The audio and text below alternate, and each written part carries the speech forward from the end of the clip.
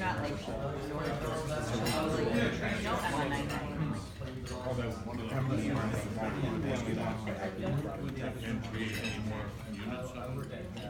Welcome to the lunch today. Thanks for coming, everybody. I know we've got some guests in the room, so I want to thank everybody. I'm Cindy Nace. I'm the Executive Director for CFA Cleveland, and we're looking forward to a very interesting talk. So just a couple things. Our calendar, everything that's planned at this point through June, is right here.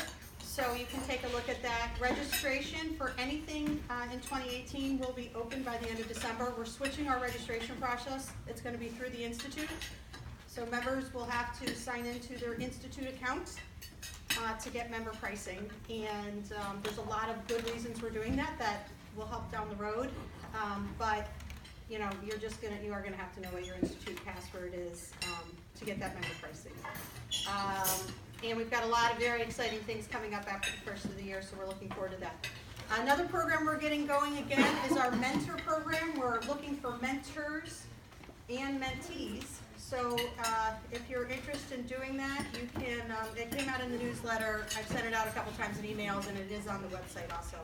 So, and to be a mentee, we do ask that you are a member of the Institute, the local society, or that you are a registered level 2 or level 3 candidate.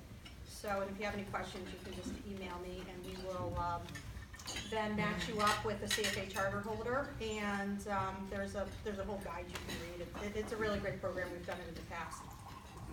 So, to get started, I want to introduce Rick Roche from Little Harbor, and I'm going to hand it over to you. Sounds great. Thank you very much, Cindy. Thank you all for taking Oh, time. and sorry, I forgot. Thank you guys so much for sponsoring the lunch today. We really appreciate Absolutely. it. It's our pleasure. Let me first, before I give you a brief introduction of myself, introduce my colleague. My colleague, John Hassett, is the founder of Little Harbor Advisors. John and I met at the University of Dayton, so we both have a strong connection to the Buckeye State. John is principal, has been in this industry for about 30 years or so. And we do have a local connection here. Victory Capital Management is a sub-advisor in one of our strategies. So I'm sure most of you know who Victory Capital Management is. We have a relationship with them.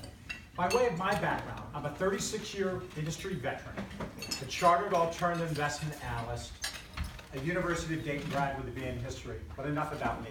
What I'd like to do is, I'd really like to spend 55 minutes or so with you this afternoon, chatting about machine learning, artificial intelligence, big data, and specifically their application in asset management or investment management. And the reason for that is that machine learning, artificial intelligence has permeated all aspects of our lives, quite literally. And we would need to be here for at least days, if not weeks, to talk about its enormous impact upon society. So what I decided to do was really to try to limit it to the asset management industry. But first and foremost, although we have a local connection with the firm, I want to tell you that I'm here to speak about both practices and practitioners in the machine learning, the artificial intelligence space. I'm not here to sell you a product or a strategy. We at Little Harbor do not currently have a machine learning algorithm, so I'm not here to sell you anything today. So maybe you can lower some of your psychological defenses, knowing that this is truly going to be more of a generic presentation. As a speaker, I've trained some 72,000 people. As a speaker, I do know that I speak generally kind of fast. I see our screen is a little bit smaller today for some of the images, so I want to let you all know, to the extent any of you would like a copy of the slide deck thereafter, please let Cindy or myself know, and John or I will make sure you get a copy of it.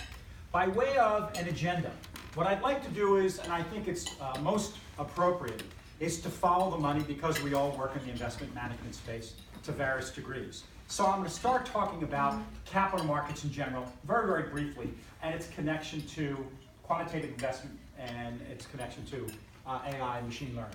Then I'll talk a little bit about the origin of machine learning. Machine learning is really, really built on probability and statistics that were in large part developed, some of them 200 years ago, but most of them are at least a century old. But they are an integral part of machine learning per se. Then I'll share with you some illustrations of hedge funds using machine learning. There are actually a fair number of practitioners incorporating either artificial intelligence, big data, or machine learning into asset management. It was fairly difficult initially for me to get information on those companies. I'll share with you why that is a little bit later on. But I'm going to use some illustrations, if you will, of major players in the space. And when I go through this, some might say, well, why do you talk about this company or that company? Number one, it's in the interest of time. Number two, I want to tell you that neither John or I have any financial interest in any of these firms, no ties, no connections to any of the firms that I will reference today. So it's not as though we're out here doing their bidding in any indirect way. I'll talk also about open source quantitative platforms, one of the primary ones is in the city of Boston. Although we don't have a connection with them per se at Little Harbor Advisors, I do know of them. I'll chat with them. When I use the acronym AWM, AWM stands for Asset Wealth Management. So I'll use that a couple times throughout the presentation. Again, asset wealth management is the industry, again, that we all work in. So without further ado, there was an article that I read that appeared in the Wall Street Journal May 21st of this year. And after having read on algorithms, machine learning, and having a somewhat, be somewhat attuned to the capital market and the way that asset managers in particular, what kinds of techniques they use, I was surprised that they would say the quants run Wall Street. I'm also aware as someone that's done lots of speaking in front of groups, I read a fair amount of research. One of the companies' research that I've read literally for decades is Gartner. And Gartner has what they call the hype cycle. Gartner every year publishes the hype cycle of technologies whose promise has been overmade. It's been overpromised in terms of its impact. And if you were to see, and again, if you want copies of the slide deck later, please let us know. We'll make sure you do. Right up near the top of this in 2007, there's machine learning. Machine learning actually from the Gartner hype cycle is entering the trough of disillusionment. That is, certain people thought machine learning was going to take over the entire world. It hasn't done that. So in fact, to a certain extent, the term machine learning has been hyped by various sectors. And again, I'm going to try to dispel some of those hypes and try to give you a reality check on the extent of machine learning, again, in asset management. I have an acquired knowledge of the capital markets. Do you know how large the U.S. capital markets are? Anybody? Bond market's about $39.5 trillion. Let's round it off to $40 trillion. I haven't looked in a couple of weeks, but in July, in August when I looked, I usually use the Wilshire 5000 as a proxy for U.S. equities. About 98.5% of all traded equities are in the Wilshire 5000. The last that I looked, the U.S. equity market was about $27 trillion. So we have $40 trillion in fixed income, 27 in the equity market. So ballpark, we've got about a $70 trillion U.S. capital market. When I see something like quants are taking over the world, and I think, wait a minute, quant-focused hedge funds have under $1 trillion, and our U.S. capital markets are much, much larger than that. It caused me to be a skeptic. It was like, I wonder where these reporters got their facts. This was a recent report published October 1st, as you see, by Morgan Stanley. Morgan Stanley has tried to quantify, and I'm going to use a couple of firms' research throughout this. I've chatted with these firms. I have the right to use them with attribution.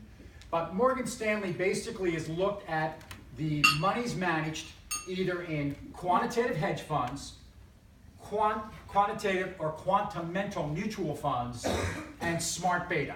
So the smart beta, I'm not chatting about that per se today. So I'm going to net out the $325 billion in the smart beta portion of that pie and say that Morgan Stanley's come up with a figure somewhere closer to $1.2 trillion in the quant hedge fund, quant mutual fund space. So those numbers are fairly close, right?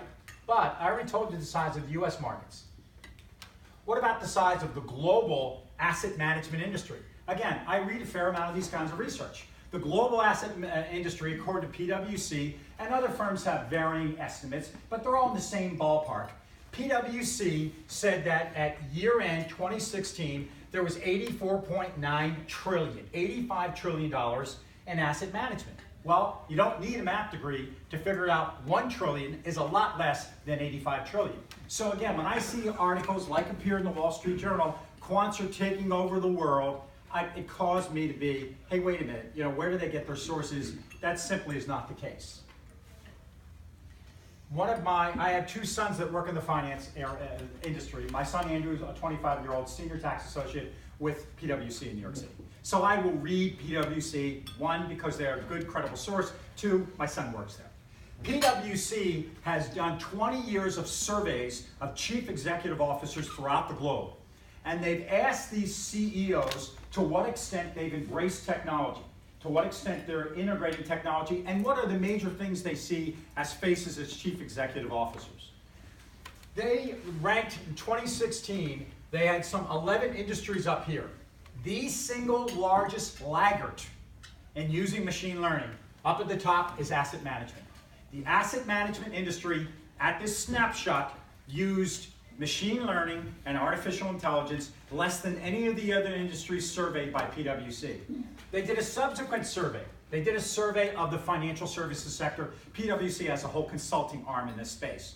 In the financial services sector, you'll find that insurance companies are using machine learning to a great extent. And in fact, lots of underwriting. You have obviously a major underwriter here, Progressive. Progressive, for a number of years, has been using machine learning in their underwriting processes. They rely on human judgment much less. Banking and capital markets, you see that they use machine learning much less than the insurance sector. They still rely on human judgment to 2/3 of the major decisions they make. But again, pointing out that the asset management industry, it's an industry that I've worked in for 36 years. I'm proud to say I've been able to be in this industry and earn a livelihood for my wife and 2 kids. But I do know, having been the national sales manager at 2 mutual fund variable annuity distributors, that they would always talk about our legacy systems and we couldn't make any changes and our wholesalers couldn't use any apps. The financial services industry generally and the asset and wealth management industries in particular are laggards when it comes to adopting technology. It's just, and again, don't take my word, pick up these research reports and read them, because one of the things I did was, when I saw this article and really put together this presentation back in the spring, I decided, rather than use my own opinions, I decided to seek out the facts and the data to figure out what this was like. Now, how many of you here in the room, has anyone here in the room read Flash Boys? A couple of you have. Flash Boys, you'll know then, Jim Bartswell, former CEO at Netscape, was one of the 2 principals that paid for the high-speed line that was built from northern New Jersey out to Chicago to reduce the latency time for high-frequency traders. Bartsdale, I think, has a great quote: if we have data, let's look at the data. If we have opinion, let's go with mine, i.e. his. So, let me ask you, before I get in really the heart and talking about machine learning,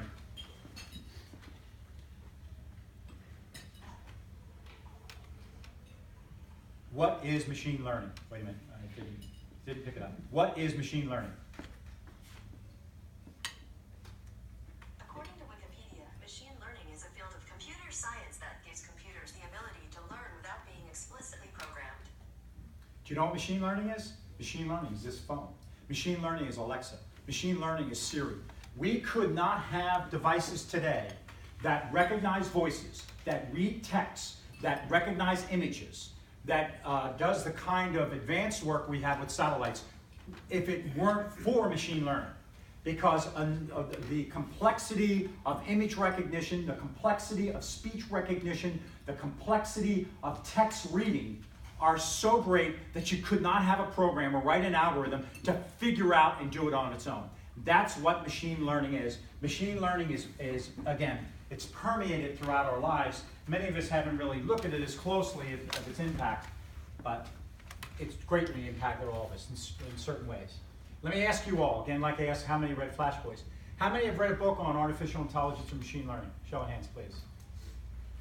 In some ways, maybe that's good, that maybe that's why you came out here today and you can learn a little bit about machine learning for myself and the condensed program. Have any of you programmed, I guess if you haven't read a book, it's less likely, but I'll ask, has anyone used machine learning algos? Yes, great. And how many of you so far have allocated to quantitative investment strategies or quantitative investment funds? Certainly a much greater number. What about the final question here? How many of you lost clients to robo-advisors?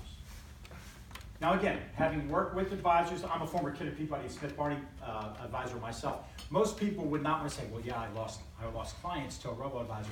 But my guess is that maybe some of the people in this room haven't necessarily lost clients, but you've lost assets. That is, those clients have invested new dollars. They may have gone to Betterment. They may have gone to Wealthfront. They may have gone to Vanguard, or at a minimum, ask you to lower your fees because of robo-advisors. So, what is machine learning? Machine learning is a subset of artificial intelligence. Machine learning is really an intersection of data mining. And in the computer science world, data mining does not have the negative connotative meaning that it does in the investment space. It's not as though you're looking for these little things so you can run to market with an investment strategy. Data mining is not a bad word in computer science. And if you look at machine learning, it's, again, a subset of artificial intelligence. It's an intersection with data mining, knowledge from data discovery, pattern recognition, statistics. It's a combination of those elements. I said earlier, some of the giants in the field of statistics, the folks that really laid the fundamental foundation for the machine learning algorithms we have today, two of them were Carl Pearson and Francis Galton. Galton said famously, whenever you can, count. Galton was brilliant in terms of his work with standard deviation, although he wasn't the first to work with standard deviation. Many times today, if you read the CFA literature, or I'm a Chartered Alternative Investment Analyst, you'll find that a person attributed with a lot of the work on standard deviation was Francis Galton. I don't know what this is here.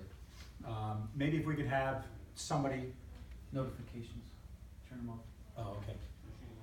Did Cindy run out the door? Did Cindy run out the door? I don't know why it's coming up, it usually doesn't. Oh, okay. But I'll go on anyway. But Pearson is best known for correlation.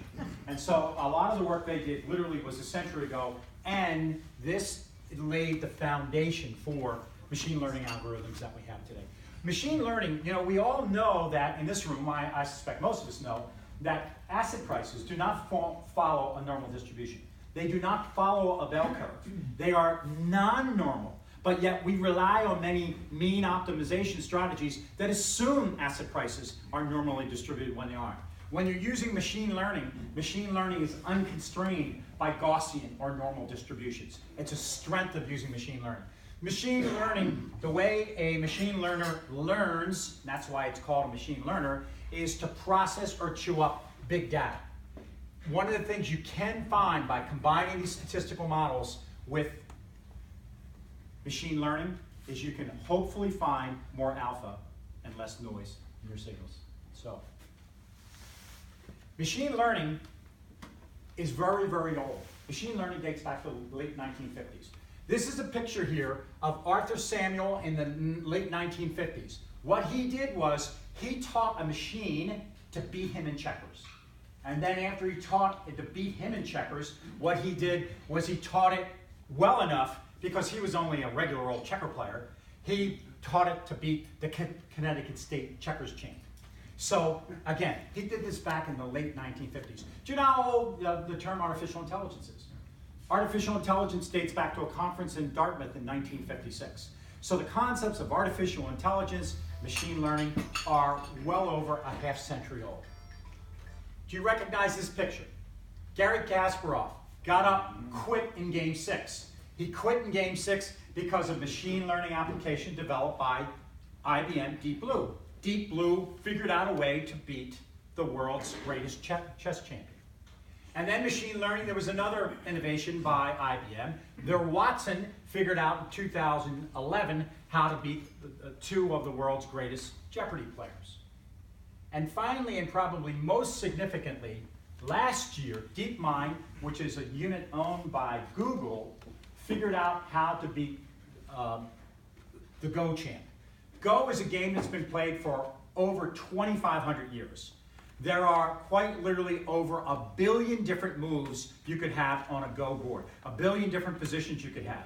So what is happening with machine learning is it's approaching a level of being a sentient being. That is to figure out even very complex strategies, starting playing games with checkers and evolving to a very sophisticated strategy to have major impacts. Now, this author here, and people say, well, Rick, cut to the chase, tell me what machine learning is. I think I would draw on one of the pioneers. One of these pioneers, this book I've read, Machine Learning, is Tom Mitchell from Carnegie Mellon University in Pittsburgh. Mitchell says that machine learning is really getting a computer to program or train itself using a large amount of data. And that is very important, again, in areas like image recognition, speech recognition. Those kinds of applications are frankly too complex and going to have too many decision trees in order to write an algorithm on your own, to program a computer. So what you're doing is you're using a whole suite today of machine learning algorithms, because machine learning, as you now know, has been around since the late 1950s, and so there's been an opportunity to develop a suite of generally used machine learning algos. Basically what you're doing is you're building a computer system that, one, trains itself using data, and one of the hallmarks of machine learning is it improves over time.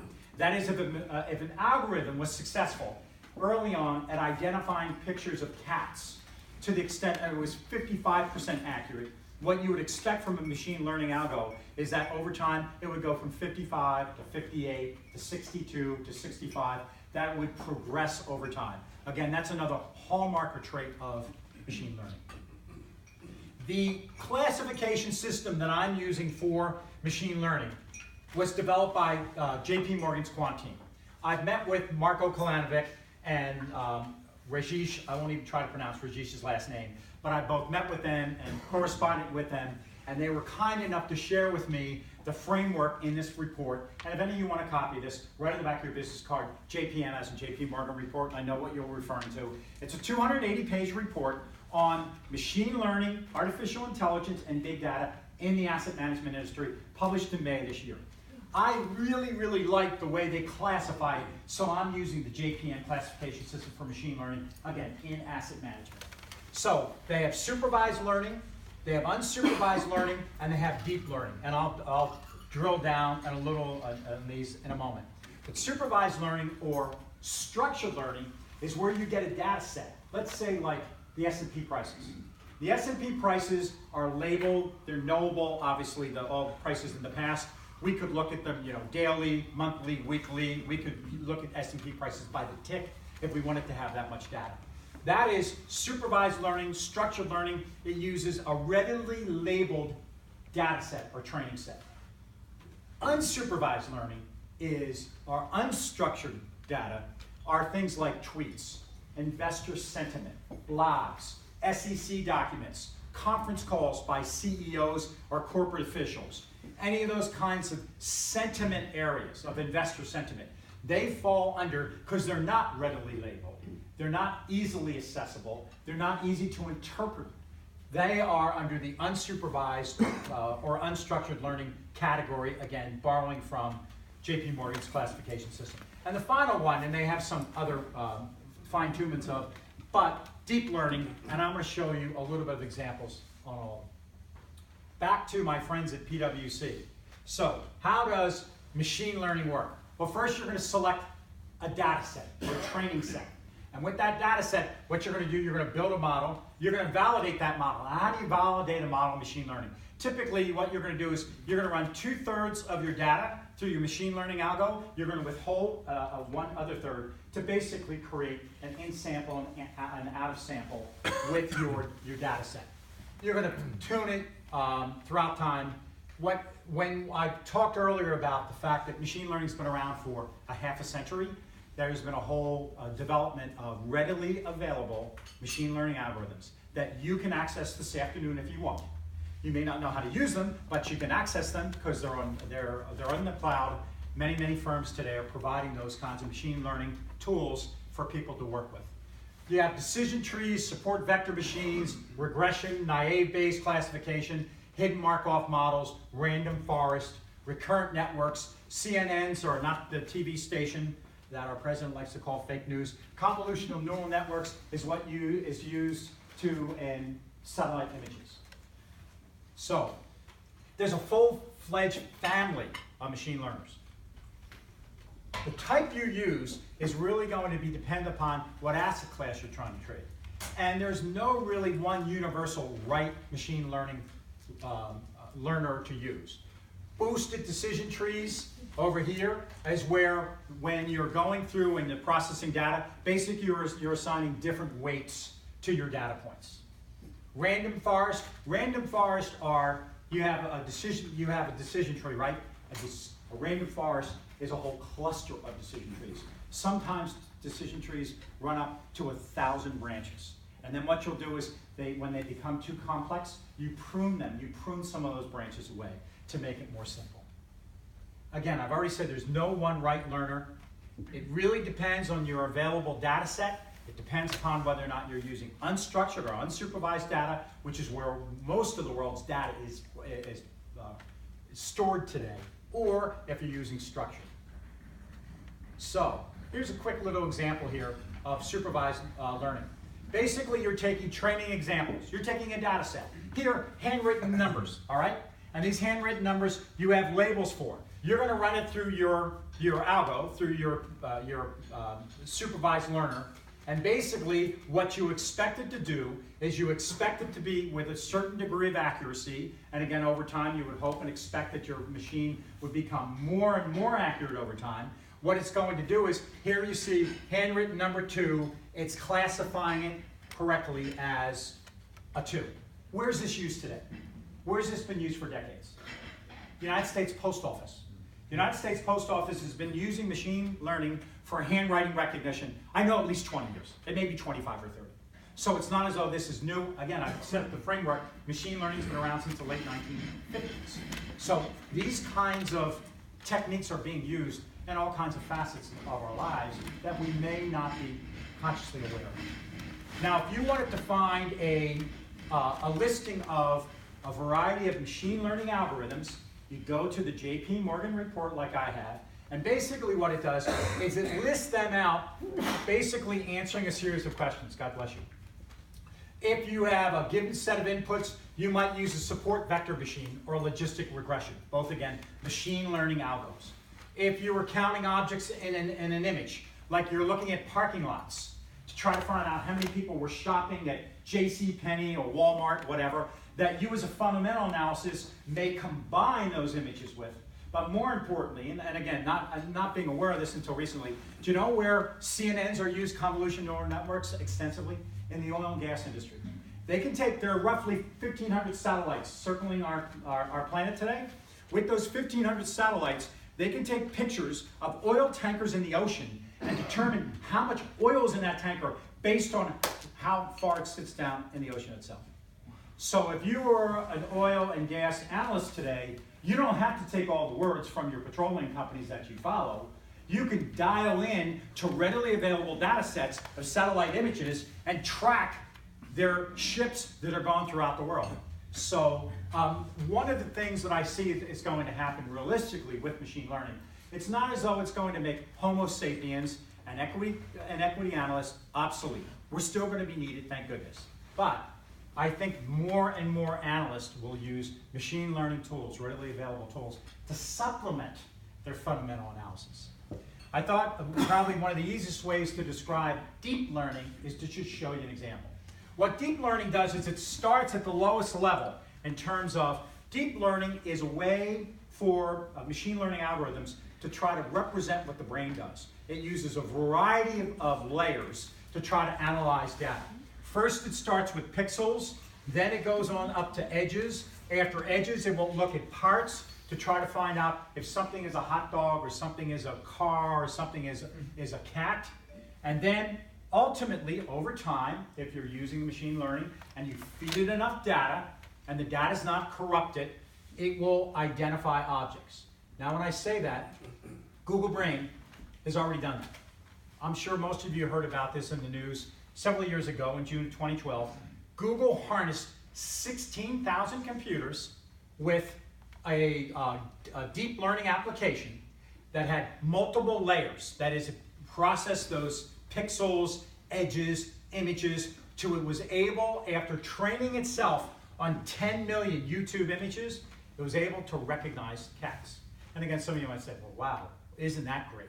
Well, but machine learning is used today to track terrorists. Machine learning is used in airports. Machine learning will be increasingly used for facial recognition. How many of you know of the company called FaceDeal?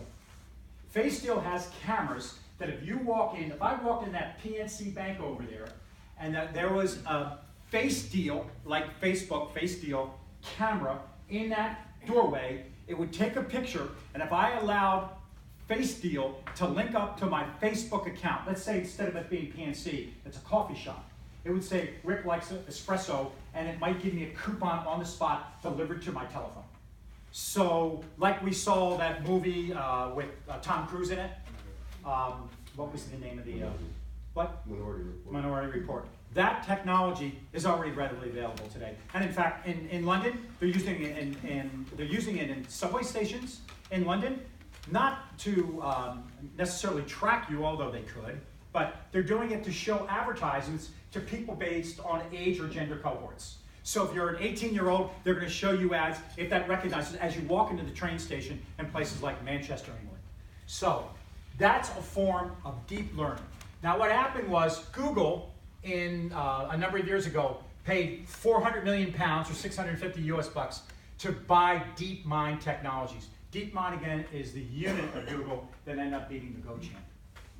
And many people believe that was the start, literally, of an artificial arms race by Facebook, by Google, by Amazon, to try to be on the cutting edge on artificial intelligence and deep learning applications. So one of the things that I have a degree in history. One of the things that I am interested in, I just toured the City Club here. This building and is remarkable. The historical things you have in this building, literally. If you haven't seen, you should see the Soviet table, 2 rooms back, and some of the pictures on the wall. But I always try to figure out, well, if machine learning's been around since the late 1950s, why did it take so long to catch on? And if artificial intelligence predates even machine learning, why aren't we all flying around in driverless planes? What's happened in really the last decade or decade and a half or so is Moore's law continued to drive down the cost of computer chips and processing. Cloud computing, what it's done distributed computing, so that if you are a college student today, a math student, a computer science student, or a startup company, you can access these machine learning algorithms online on a cloud service. So it's made it much more readily available. One of the things too that I think is remarkable, one of the facts in my research here that just jumped out at me, in 2016, there were 1.49 billion, 1.5 billion smartphones sold. How do you sell 1.5 billion smartphones in a year when we only have 7 billion people on the planet? Don't most people have phones already? But here's what smartphones are. Smartphones are sensors. This phone knows that I'm in this room right now because I have my GPS enabled. So these kinds of devices, satellites in the sky, taking pictures of oil tankers, taking pictures of parking lots, looking at troop movements, whatever, are using machine learning applications to identify all kinds of things. The reason that today we have a new dawn in artificial intelligence is because of the confluence of these events. So, a couple more things in regard to data before I move on to the topic of asset management. We are literally swimming in data. IBM says 90% of the digital data in the world today was created in the last 24 months. 90%. I looked at this figure. Today we have roughly, it's estimated, and again, you can find various estimates because they're only estimates. You can't go around counting all the data and information we have. One of the estimates, in 2016, we had 16.1 zettabytes of data. That's 1 trillion gigabytes. Every zettabyte is 1 trillion gigabytes. I went to the Library of Science to try to figure out how many Library of Sciences we would need to equal 16 zettabytes. It's something in the order of 6.3 million Libraries of Congress. So you better be a pretty good speed reader and have fairly good retention to get through all that data. But again, I'm giving you some general things. You're like, well, Rick, I don't care because I don't care how much data we have. What about our industry? What about, I'm a chartered financial analyst. I'm a chartered alternative investment analyst.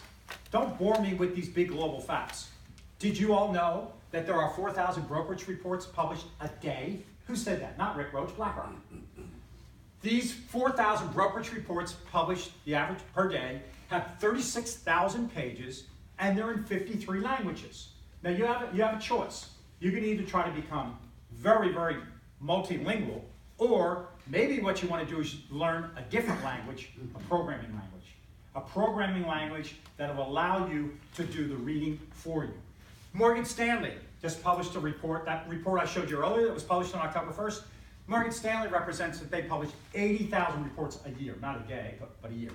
The point I'm making is there's no way for analysts today to keep up with all the research reports, much less the other data points and the data sets that are now readily available. So we, as financial service professionals, how much time do we spend collecting and processing data? The typical financial service person in finance insurance spends half of her or his time processing data. We're spending a lot of time. My sense is we need to find tools readily available to help us manage the data glut. There are a number of, in this report I mentioned earlier, the JP Morgan report, they have a listing. One of the reasons it's 280 pages, they have a listing of 500 alternative investment data providers. So when they use alternative investments, they're not using it like Kaya. Rob has a Kaya, as I have a Kaya. They're not using alternative investment, they're using alternative investment data sets. They're different data sets. There's tweets, there's sentiment. They're monitors that when you walk in a store, knows that you've walked into the gap. There's satellite images. It's all kinds of blogs, sentiment. There are what this company, they're called Eagle Alpha, they're in London. Eagle Alpha has done a taxonomy of various data sources only for our business. That is only for investment management, and they've come up with some 24. Another very well-known data scientist, Patrick Wolf, has estimated that today only 1/2% of the data that we have has actually been analyzed. So again, how do you keep up?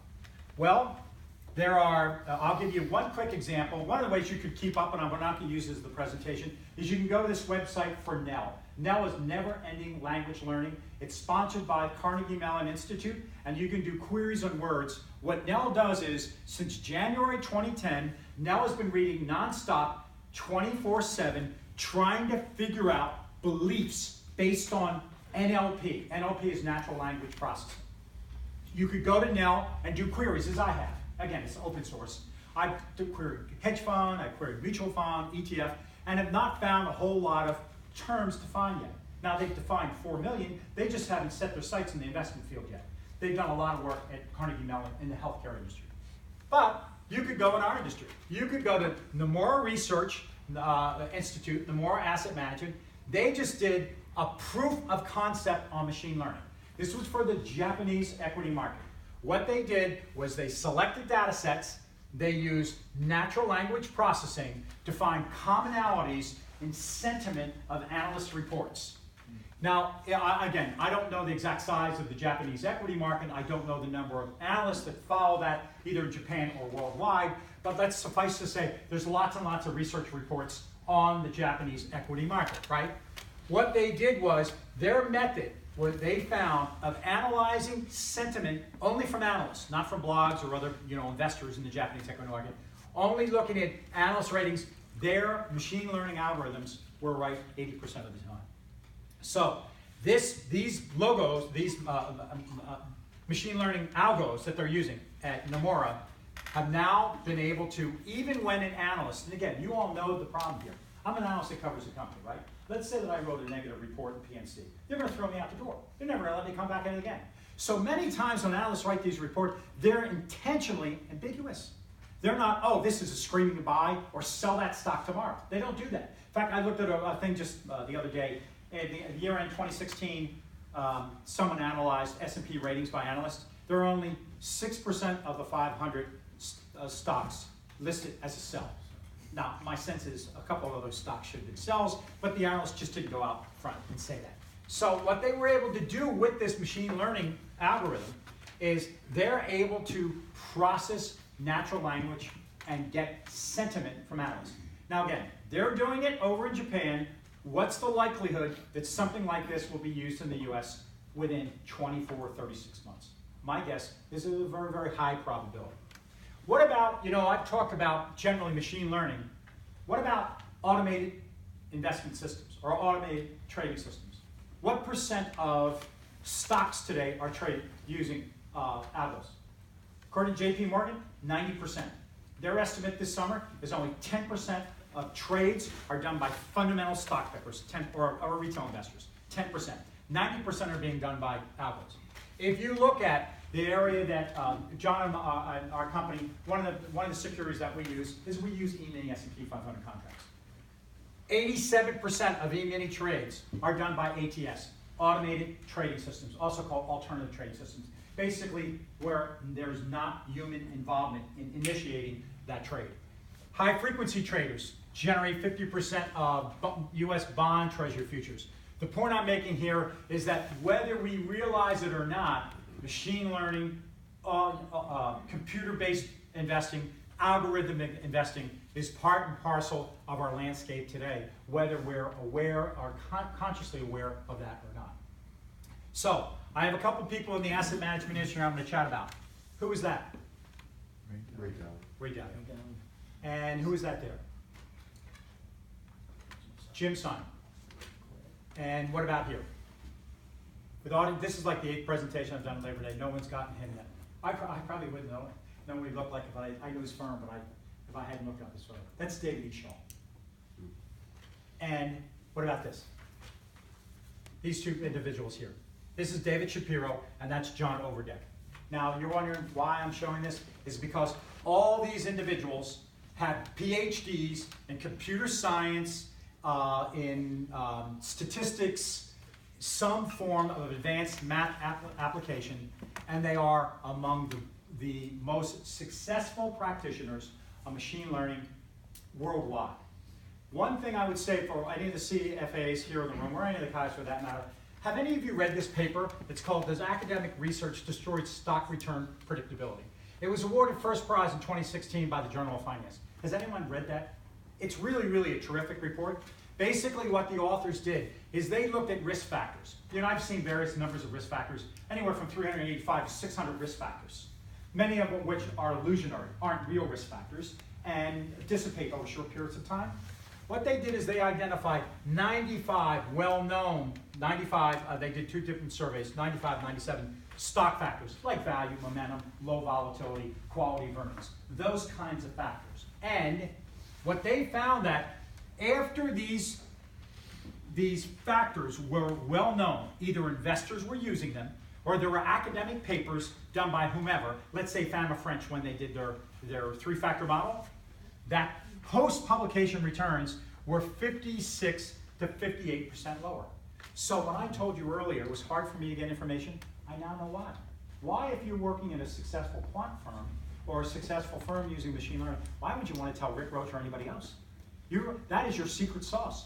And these firms have a penchant for secrecy. These firms have a penchant for non-disclosure agreements.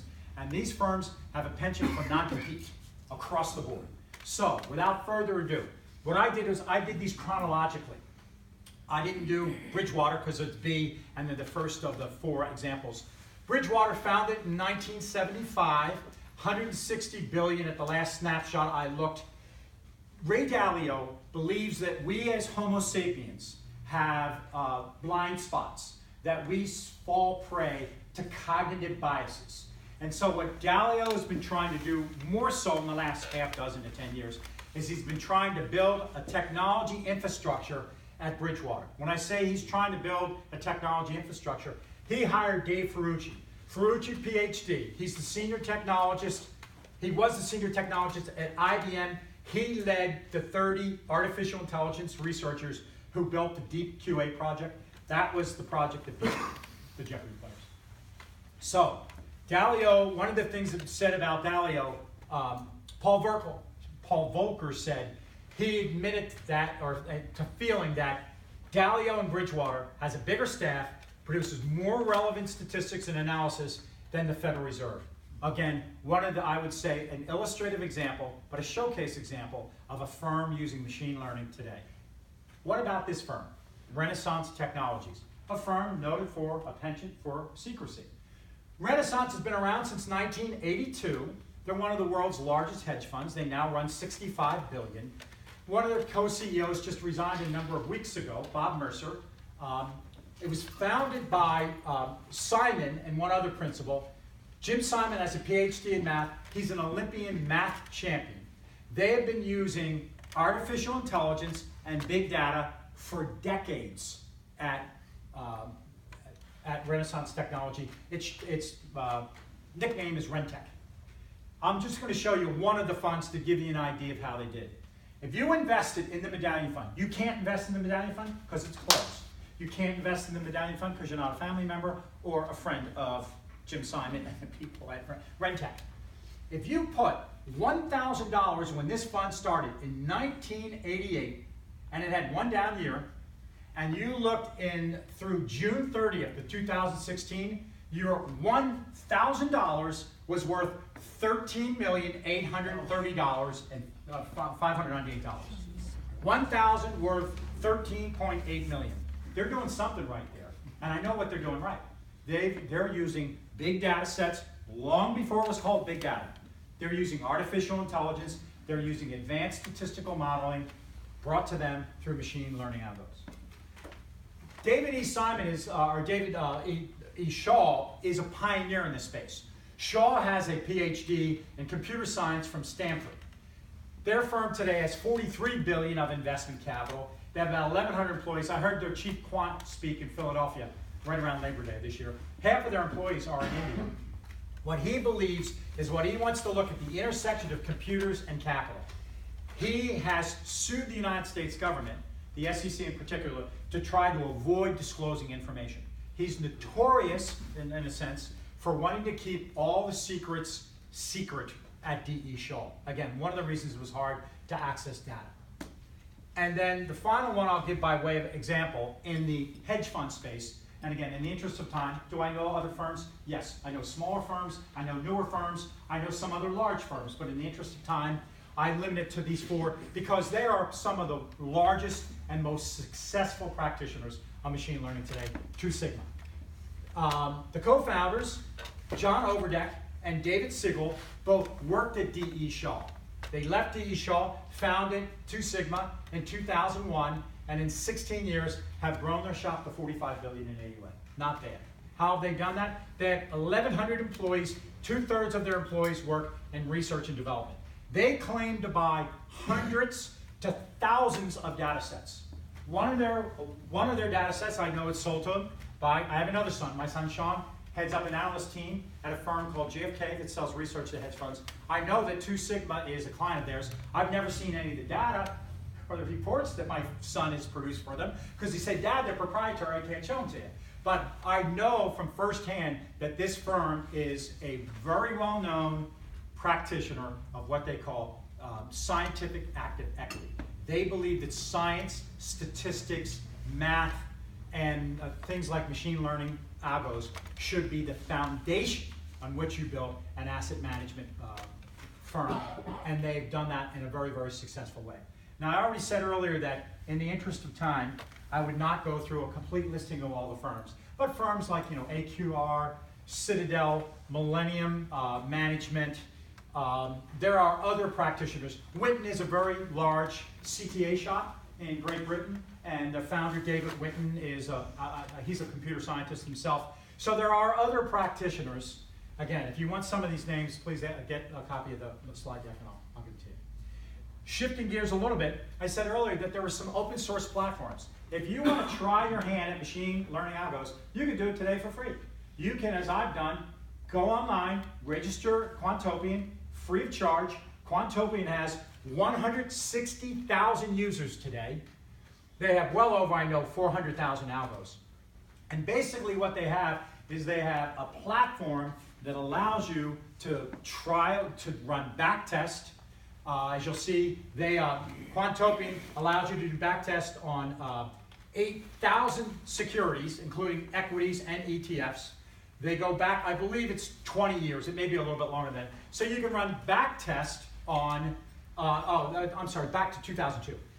You can run backtest on your strategy, and what they'll do is they'll do reporting systems on that. Now, if you run an algo there, you keep the source code. You're not giving it to Quantopian. Quantopian got a $10 million capital infusion from .72. .72 is Stephen Cohen's family office. They also got a $250 million allocation. You know what they're doing with the $250 million allocation? the winning algos get money directed from .72's 250 million pot to be invested in the winning algos. So Quantiax is another open source platform. Again, they're not the only. There are other open source platforms that you can go on today and start trying your hand at machine learning.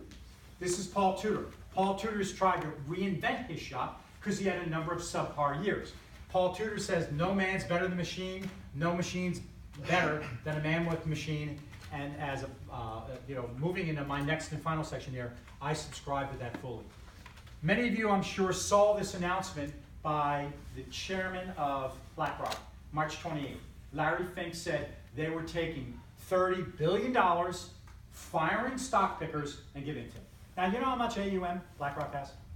5.2, 5.3 trillion with a T. 30 billion, drop in a bucket. But they are a lead investor, clearly. So they are a signal to the marketplace that more and more fundamental investment shops, more and more mutual funds, more and more asset managers are also going to embrace scientific active equity. And basically what they're trying to do, they hired, Mark Weissman came from the Canadian Pension Fund. They hired him to try to build an infrastructure at BlackRock where they can more efficiently deliver alpha at a better cost through automation. This firm, owned by Prudential, around for years, they managed at the last snapshot 121 billion, Quantitative Management Associates. Now, I do not know if QMA uses machine learning. I don't have any firsthand knowledge. What I do know, though, is that they've married quantamental with fundamental research. And that is the next area of my presentation, which goes to what now the buzzword is. Sometimes it's called quasi-quant, partially quant, partially fundamental, or it's called the acronym or the word quantamental.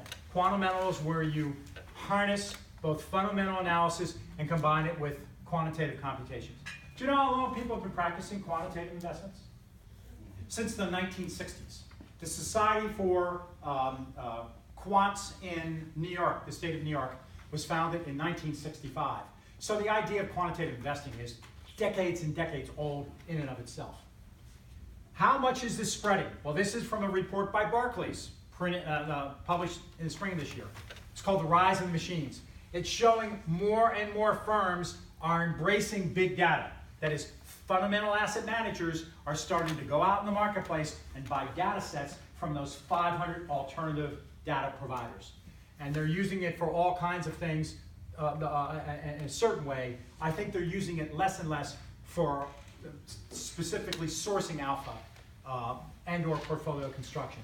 But as you'll look in a moment, this again is from that Morgan Stanley report. What Morgan Stanley did is they took a snapshot of the quant-based mutual fund industry, and they found since 2010 through year to date, this was July 2017, that there was compound annual growth rate of 19.2% in assets in quant-based mutual funds. Again, the story I'm trying to tell here is, when I started doing this presentation, I was very much a skeptic. I was like, there's $1 trillion in quant dollars, and we have $70 trillion in the US market. Big deal. I have since had a plot twist. I have since come to believe that no, you have to get on board, be more knowledgeable, know what competitors are doing, because this is much more pervasive, much more disruptive than I think many of us think. Now, I'm not a Pollyanna. I know that machine learning and artificial intelligence has drawbacks. Number one, we give up our privacy. John and I walk around with our cell phones, with our GPS on. They know more where we are than our wives. So when you have artificial intelligence, it can be invasive. It can be intrusive. You do a search for a hotel somewhere, in the next 3 days, you're getting ads for hotels in that same general area. It can and will have an impact on jobs. In fact, this was a survey done by Euro magazine. It said that 4 out of 10 executives surveyed by Euro Money magazine said that the artificial intelligence is going to have a negative effect on the structure of the workplace sooner, within the next 3 years. 7 out of 10 believe it's going to have fundamental changes to people's jobs in 15. And John, I want you to see this because you did see the slide here. Now, data is already being used That is already being used in Major League Baseball. Many of you know of, even if you didn't read or see the Moneyball, right? And so the Red Sox did it, and the Florida Marlins did it, and the Houston Astros, this individual here, Sig Megdal, is a sabermetrician. He was the individual that the St. Louis Cardinals hacked his computer. Remember, someone from the St. Louis Cardinals was fired as a result of that? His title is the Director of Decision Services. And he's a baseball guy. They use big data to figure out draft choices. They use big data to make trades during the year. They used big data. A couple of years, Houston Astros threw in the towel because they knew they would up their draft choice. Now, so is data being used in sports? Yes, to make decisions. Is big data likely to take over here? No, you have a scoring machine. John and I went to the Cavs game last night, and I took a picture of LeBron. Although we have machine politics, we have machine learning, I don't think at any time soon someone is going to be able to duplicate the kind of athleticism. A robot is not going to be able to go and be the leading scorer in the NBA anytime soon. What about those jobs at risk? This is a report recently in Bloomberg that found that in the equity space, portfolio managers are jobs at risk for portfolio construction. These little letters here, ML, machine learning, PA, predictive analytics, NLP, natural language processing. I already showed you what Nomura Asset Management's doing. If they're doing that in Japan now, what's to stop American firms to displace people that they currently have as analysts to have machine learning algos run and do the analytical work and actually write a report? Now, again, not being a Pollyanna, I know there are other downsides. I know very well that there was a quant quake in August of 2007. Fortunately, that did not spread to the general market. It was really confined to a number of quant firms that held similar positions, and more importantly, when they were forced to make margin calls, they sold similar high-quality assets. Could that happen again? I think so, but if you want to, but I think it's unlikely. I think there's a problem of crowded trades. When I say that, I already know off the top of my head 5 or 6 firms that are mining and using machine learning in Twitter. And so I think that as more and more analysts or firms use that alternative data source, the alpha will decay. The alpha will diminish as a result of that. Let me do this. In the interest of time here, I've got like 3 minutes left. Let me chat a little bit about quantitative models. There are lots and lots of quantitative models. This is a listing here, taxonomy of models, some of which quantitative models use machine learning, other ones that don't. But here is a valid criticism of quant models. Most quant models do not respond well to regime changes, be it you're in a bull market and going into a bear market or vice versa. So one of the legitimate critiques of quantitative models that, again, could be either machine learning based or non-machine learning based is that they don't do a very good job. They're fragile when it comes to determining that there's been a regime change. One of my suggestions to you, as you look to make allocations to quant funds, you might want to look for a particular quant model that is more sensitive to regime change. Let me show you, I'll just run through these final slides here. I showed you the picture earlier of Gary Kasparov when he was beat by Deep Blue and how he threw in the towel and got up and went. The world chess champion today is no longer Deep Blue. It's not an algorithm, and it's not a person. It's people that are using algorithms. What they did was Kasparov invented something called freestyle chess. And it's freestyle chess, he describes it, basically he's developed centaurs. Centaurs, half human, half machine. And as in centaurs, what he did when he did this, in the first contest that he had back in June of 2005, all Final Four in this contest, this freestyle chess, were centaurs. That is, they were humans that used algos. They had human teams only, they had humans coupled, human and machine intelligence coupled, and then they had algos alone in this contest. And again, they've been doing this for the last 10 years. The winners were 2 amateurs, never played chess in any professional way. One was a soccer coach, the other one was a database administrator. He was like 19 years old. He had to borrow computers from his dad to run the algos on. The point I'm making is, I don't believe that Homo sapiens, that we're still going to be needed. I don't believe we'll become obsolete. I believe that we will provide very, very important combination of human and machine intelligence. And to the extent that you can augment your human intelligence with machine intelligence, I think you'll have better outcomes for your clients. Final quote and then little sources for you as follow-up. Bill Gates said, "We always overestimate the change that will occur in the next 2 years and underestimate the change that will occur in the next 10. That basically, I think, looks, when I talked earlier about the Gartner hype cycle and how people have been somewhat disappointed in certain sectors, over the long term, I think machine learning will be a very, very disruptive force in our industry. For those of you who want to do more, sometimes when I've done this presentation, people early in their careers, like John has 2 sons that work in finance, I have a 25-year-old and a 27-year-old. I've told both my sons, go back to school, get computer science degrees, or go back to school, become data scientists. Go back to school, and although my kids are both pretty good at math, bone up on your math skills. If you want to get a master's in financial engineering, you can apply to World Quant University, founded by Igor Tokinsky. He was a trader at Millennium Management. Englander is the principal there. They manage about $35 billion. You can apply.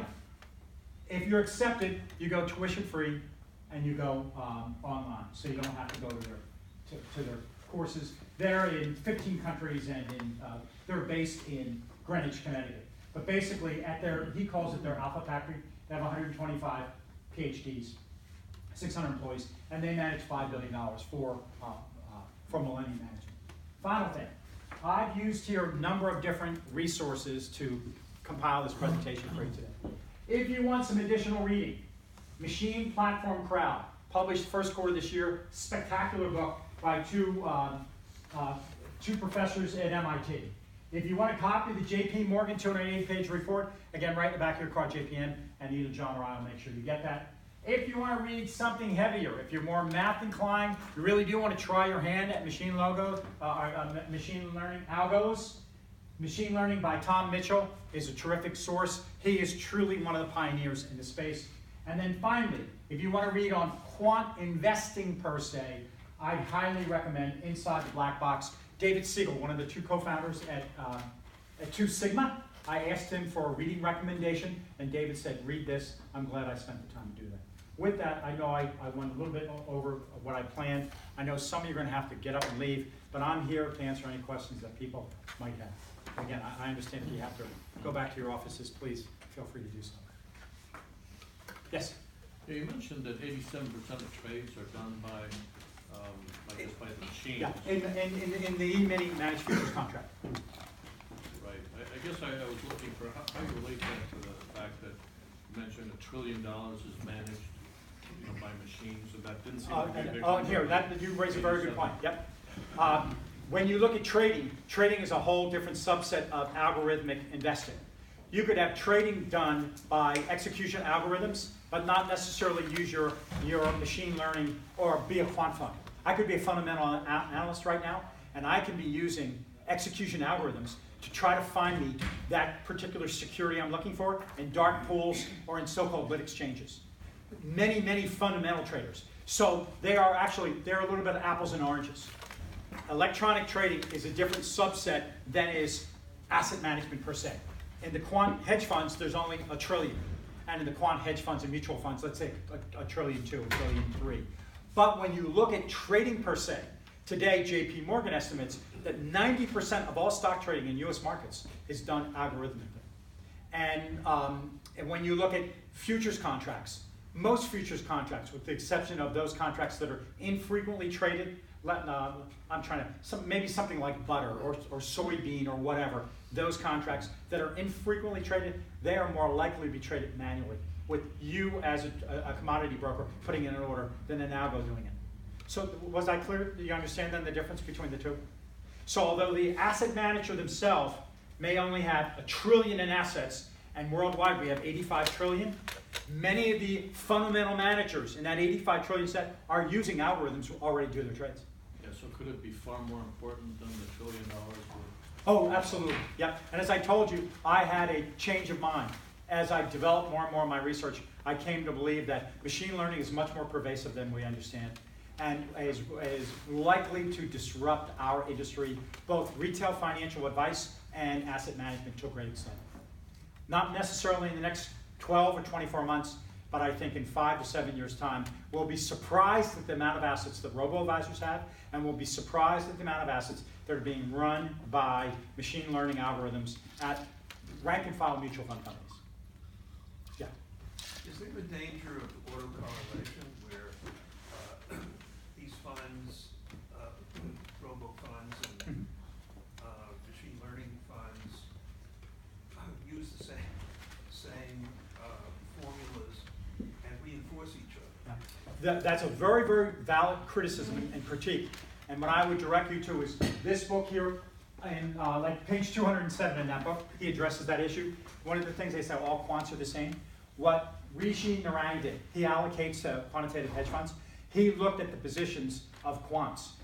30 to 40% of all quant trades are on the opposite side of a security. That means if you're long IBM and you're quant, I'm short IBM. So we're obviously using different signals, right? Otherwise, why would you be long and I'm short? It doesn't make sense. 30 to 40% of quant trades are on opposite side of one another. So even though I would think abstractly autocorrelation is a concern, when you look at the data, it has not been. He also looked at pairwise correlations and found there is not a lot of overlap today among quantitative strategies. Having said that, most quant traders, most, not all, use either momentum or value. They are the two primary factors that most quantitative investment management firms use worldwide. So again, back to your point, have we seen instances of that? Yes, in 2007, the quant quake, we did. But at least the data today does not support a concern about that. You know, it's a greater concern. A greater concern is whether or not the regulatory authorities can keep up with all these changes, you know, that are being wrought by artificial intelligence and data. I think that that's a greater concern than the autocorrelation of quants. But great question. Yes? Have you read up anything into basically jumbling up the data? All of these quant funds are running algorithms based on data. Wouldn't there just be a way to basically use cryptography to completely make that data unusable? I'm not sure that, but here you raise a related question. There's a firm called Quinlan and Associates. You can find the report online. It's Alternative Alpha is the name of the report. It's a 55-page report. What's happening now is certain managers are requiring that data providers sign exclusive agreements with them. So if I'm buying a satellite data source from you, I don't want you to sell it to anybody else. But back to your question, is it possible that someone could do like, well, what is the group that did it with all the computers, right? They did the ransomware. You know, they would encrypt your machines, and then you have to pay the money to get your files back.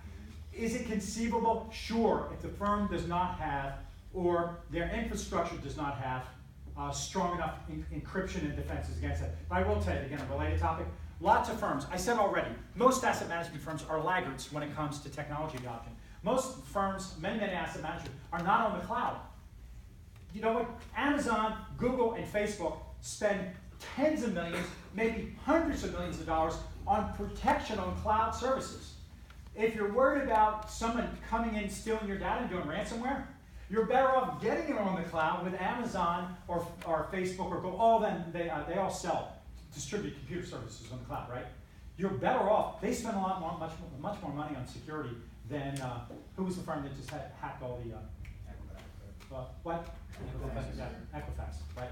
But so, again, I think the greater concern that people have is a related question of, hey, I don't want you to use the same data source I am, because then otherwise we're competing for this, and there's going to be a decaying of alpha over time.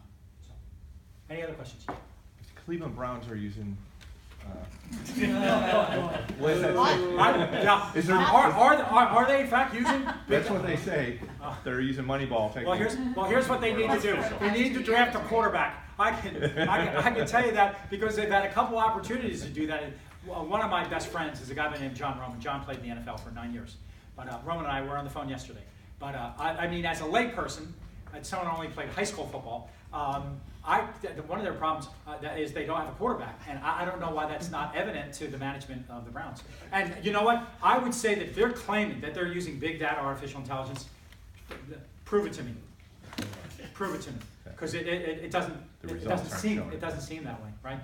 The results certainly don't. And one other thing I was going to ask you about is black swan events. How do these handle that? I mean, I know you can detect it in prior data, but how do you deal You know with what, future- and I'm fairly well read on Nassim Taleb as well too. I don't know today, and maybe Renaissance, Two Sigma, D.E. Shaw Group, or Bridgewater have a sniffer that determines when we're going to have a market calamity, but I'm not aware of any. And here's why I think the more important thing, and I'm sure John would attest to this, it's more important that you react quickly to a regime change than whether or not you could predict it. Now, I worked in the industry in October 1987. I was a wholesaler in the New York area. I was in Bayshore, Long Island. I remember exactly, beautiful, beautiful day.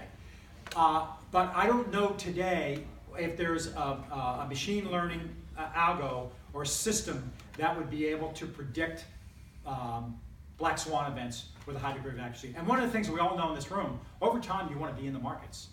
2/3 of the time markets go up. So you don't want to be sitting on the sideline all the time just waiting for the black swan to occur, right, to make a whole lot of money because you're short. But so again, I'm not aware of any firms. Is it conceivable that you could have a large enough data set of indicators, macroeconomic indicators, central bank statements, currency fluctuations, stock prices, you put all them in your machine learning algo and try to develop a predictive analytics on the next crisis? And maybe it'd only be one country, right? You don't have to do the whole world. But I'm not aware of anyone that's developed that yet. And you know if they did, they're not going to share it. Honestly, they're going to have non-disclosure, and they're not going to share it with us. What was Renaissance up in 2008? They were up a ballpark 78 to 80%. And that's their flagship fund, the Medallion Fund. So clearly, if they didn't have a predictive engine then, I think that's the point John's making, they reacted to the regime change very quickly. Because they had, the market was down 37.5% in 2008. They were up 78 to 80%. So, yes, sir, you have a question. Do you think all of this gets technology bound eventually? Something like quantum computing, can that help that technology becoming limited? I think if we have wider distribution of quantum technology and quantum computer, it will be more distributed, it'll be more readily available, and in fact more disruptive. And in fact, you know what they're doing now? You know they're finding new ways to store data? They're finding new ways to store data on human cells that are better than chips. I mean, the kinds of work they're doing in quantum mechanics, it's just, there's a firm in Australia that I read, it's mind-boggling. How do you store data on, on little cells? It's beyond my capability to understand. I have a BA in history, that's it. Yeah, I've seen some of that. But you are right, to the extent that it's more distributed, I think it will be even more disruptive than it is. Yes, Steve? Do you have any visibility into whether the more successful strategy to use structured versus unstructured data? I think today most of the practitioners are using structured data. They're using things like S&P prices, they're using futures prices, they're using fixed income prices, Steve. But again, because of the secrecy, a number of these firms are using unstructured data as well. I just don't know to what extent. If you looked at their book, and you put their performance book, and put two columns, one using structured data, one using unstructured, I would think right now there's more of it being used in structured data, but if we looked at the net results, which ones generate more alpha, I don't know enough in terms of my research to find it. But I do know this. Now I talk about one of these final slides here. I'll show you here. It's World Quant. World Quant. What they do is they have 125 PhDs, 600 employees. They have 450 consultants. They have identified already 4 million alphas. Their objective, Igor Tolchinsky, if I'm pronouncing his name correctly, he wants to have a shop, he calls it the Alpha Factory, with 100 million alphas. I'm like, 100 million? Where do you get, how can you find 100 million? How do you find 4 million alphas? But what they give as an example of, maybe there's some correlation between cocoa prices and silver that we're not aware of, or between Indonesian bonds and small cap stocks in France. They are finding areas of opportunity, relative value, where you go long and short one, security. So back to your question, there are firms that clearly are taking advantage right now of unstructured or unsupervised learning, and a lot of it is around the investor sentiment. That's why I believe that the Twitter space is going to be overused. Because again, I know, I've met 3 of the, I don't know how many firms do sentiment analysis. I've met 3 of them myself. So I think that's gonna be a crowded space. But, any other questions? Yeah. Yeah. So you talked about asset management being slow to adopt machine learning. I guess, why do you think that is, or I guess who have you read that? In reading, and again, some of it is a culture clash. It literally is. You have stock pickers that have been picking stock 34 years, and then they have these young kids come in, recent college graduates with degrees in math, some computer science, and it's like, how can this kid tell me what to do here? He doesn't know what the markets behave. Some of it is literally a cultural clash. I think though there are a number of reasons that firms in the asset management space have been slow to adapt and adopt. One is the cost. You know, again, having worked at 2 companies as a national sales manager, the firm I worked at, New England Financial and Fortis Financial, they just didn't want to spend the money, Dan, for new systems. They're like, no, we have these legacy systems, we pile them on, no, they work for us. They had, Scotch tape and glue, and they didn't want to upset the apple cart. So one of it's the cost. And I think certain other firms, maybe the CEOs at least, and that CEO survey by PwC, which shows that this sector of the economy least likely to adopt technology and least concerned about it are CEOs in the financial services industry. I think it's just a mindset of, hey, what will the regulators think if we're using machine learning, we're finding all these new sources of alpha, or they think we're doing insider trading, or I don't know, but I think it's a confluence of events. They don't want to spend the money. There's some level of arrogance, for lack of a better word, or a culture clash. And I think the other one is just reticence. So, but, yeah. How can small firms, small asset managers with say less than 10 billion adopt machine learning in their practice? One might be your ability, if you did want to hire a data analyst or a data scientist. And again, if you had 10 billion in assets, in my opinion, you'd probably have sufficient income from that in order to support that. And I would say that if you said, well, Rick, how am I going to do that in Cleveland? Run a hackathon. Run a hackathon by your firm, give a prize. Anyone that wins that is going to get $1,500 to $2,000. Citadel runs hackathons all over the country. That's how they recruit talent. So, my son, the one I told you in the hedge fund space, he's been looking at another opportunity in the data industry. They've forced my son Sean to do all these advanced math stuff. That's one of the ways to test people to find out if they're the real deal. I guess the other advice that I would have for you, and this second one is much, much easier, is that I believe that many, many portfolios, particularly of high net worth individuals, would benefit by exposure to quantitative investment. When I asked how many people here allocated to quants, there are only about 5 hands that went up. So if your firm has not yet looked at allocating money to a quantitative investment strategy, a quantitative investment fund, that might be an easier way than to try to do an in-house, but if you had the budget, if you're, again, 10 billion, you could probably hire data scientists or some kind of analyst. If you're under $1 billion, your better option is, hey, let's go do some research here. Let's find capable firms in the quantitative investment space and hire some of them to allocate money to. So that way you get the best. Rick, thank you so much. John, thank you so much. Great. And John and I will hang around here. We're here for